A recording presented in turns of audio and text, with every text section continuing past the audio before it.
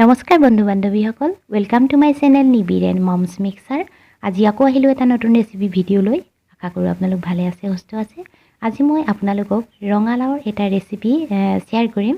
মই এখন ৰঙালাওৰ ৰেচিপি বনাইছিলো আৰু সেই ৰেচিপিটোৱে কেনেদৰে বনালো আপোনালোকৰ লগত শেয়াৰ কৰিম আহকচোন এয়া মই প্ৰথমে ৰঙালাওটো যে দেখাইছিলো হেতু বাকলি ভালদৰে গুচাই ললো ৰঙালাওটো অলপ কোমলীয়া আছিল আৰু মই এনেদৰে ডাঙৰ ডাঙৰ পিস কৰিছো আপোনালোকে পিসটো আপোনালোকৰ মতে দিব পাৰে মই এনেদৰে ৰাখিছো ডাঙৰ ডাঙৰ কৈ যেহেতু মই এখন গ্ৰেভি বনাম এয়া মোৰ ৰঙালাও কোটা হৈ গল এয়া দেখিছেনে আৰু মই এফালে লৈছো এটা বিলাহী লৈছো অকমান ডাঙৰে হয় কাটি লৈছো আৰু এটা পিয়াজ কাটিছো ৰসুন 4-5 ফুটামান লৈছো কেঁচা জলকীয়া দুটা আৰু আদা এটুকুৰা সৰু সৰুকৈ কাটি লৈছো এই সকলোখিনি মই এতিয়া এটা মিক্সি জাৰত লৈ লম বিলাহীখিনি আৰু আপোনালোকক দেখাইছিলো যে এতিয়া পিয়াজ জলকীয়া আদা সকলোখিনি মিশ্ৰণ মই এটা পেষ্ট বনাই লম মই এইবিলাক আজি তেলত নিদিও এনেদৰে পেষ্ট বনাই বনাম তৰকাৰীখন এয়া মোৰ এতিয়া পেষ্ট বনোৱা হৈ গল পেষ্টখিনি দেখিছেনে খুব সুন্দৰ হৈছে আৰু মই ইয়াত পানী দিয়া নাই সেইকাৰণে এনেদৰে মিক্স হৈছে পানী দিলে ইমান ভালদৰে মিহলি নহয় এয়া মই এখন কেৰাহী গৰম কৰি থৈছিলো আৰু তাতে মই মিঠাতেল এড কৰিছো এই তেলতে মই এতিয়া প্ৰথমে অকনমান হালধি দিম নহলে হালধি নিদিলে ফুটি যায় আৰু মই তেলতে হালধি দিও আপোনালোকে জানেই এতিয়া মই কাটি লোৱা ৰঙালা কি পিস ইয়াতে ধুনিয়াকৈ ফ্ৰাই কৰি লম আৰু মই সম্পূৰ্ণকৈ ফ্ৰাই কৰিম ফ্ৰাই কৰিবলৈ বেছি সময়ো নালাগিব যেহেতু ৰঙালাওটো কোমলীয়া আছিল এতিয়া মই ইয়াতে নিমখো এড কৰি দিম যেহেতু ফ্ৰাই কৰোতে যদি নিমখটো দিয়া হয় তেতিয়া তৰকাৰীখন খাবলৈ বেছি সোৱাদযুক্ত হয় নিমখটো সোমাই যায় আৰু মই এনেদৰে ভালদৰে ফ্ৰাই কৰি লম এয়া দেখিছেনে মোৰ ফ্ৰাই কৰা হৈ গল এতিয়া মই খিনি এনেদৰে অকমান দেৰি ৰাখিছো তেলটো যাবলে আৰু মই গুটিখিনি এতিয়া কাঢ়ি থম এয়া মই এনেদৰে কাঢ়ি ললো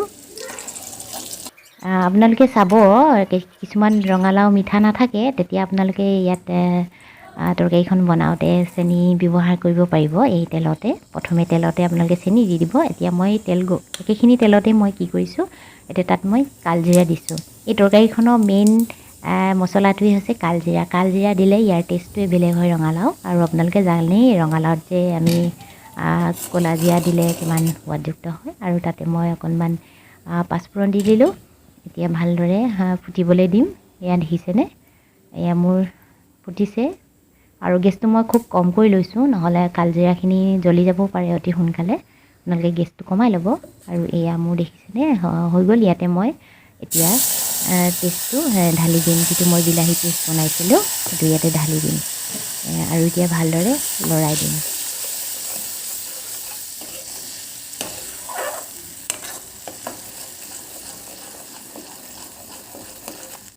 আৰু ইয়া মোৰ উতলিছে দেখিছেনে মই ইয়াতে পানী এড কৰি দিম যেহেতু অলপ সময় হিজাব লাগিব মই কেঁচাকৈ বস্তুখিনি লৈছিলো সেইকাৰণে অলপ সময় হিজাব লাগিব ৰসুনৰ গন্ধটো পিয়াজৰ গন্ধটো যাব লাগিব সেইকাৰণে মই প্ৰায় 1.5 মিনিট মান সময় এনেদৰে ৰাখি দিম আৰু তাতে মই অকনমান মছলা ব্যৱহাৰ কৰিছো ইয়াত দিছো মই জিৰা গুড়া আৰু ধনিয়া গুড়া দিছো আপোনালোকে অন্য মছলাও দিব পাৰে সবজি যেটো মছলা হেতু ব্যৱহাৰ কৰিব পাৰে মই কৰা নাই এতিয়া মই উতলিব দিম 1 মিনিট মান সময় এনেদৰে ৰাখি থম আৰু